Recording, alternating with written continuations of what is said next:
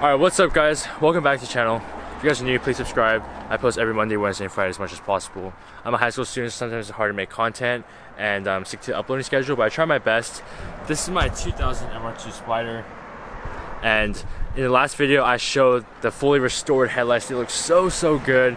Again, thanks to Mitch for that. But today I'm going to be installing these LED low beam and high beam bulbs all in one. It's really going to change it up because right now these ugly yellow, they're just not going to do it over there. They're just not that bright either, and they don't look good, but those headlights do.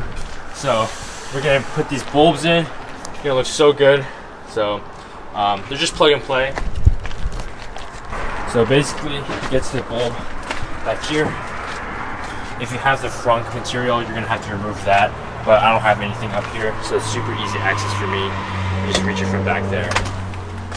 But usually in a traditional MR2, you guys have to remove all the pot clips and remove the frunk to receive access to that. But yeah, I'm gonna go ahead and put these in.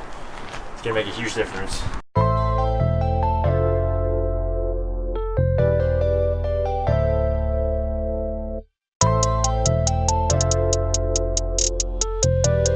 Alright, so to do the LED install, first you have to remove the connector off the back of the bulb. Then you remove this rubber grommet that's holding on, keeping the dirt away.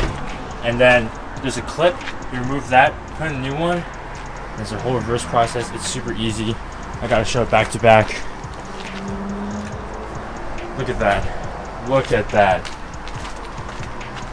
White, yellow. Look at that. It's so good. Now that I got those two bulbs in, I want to also install these daytime running light bulbs they also gave me, which are awesome. So go ahead and quickly install that.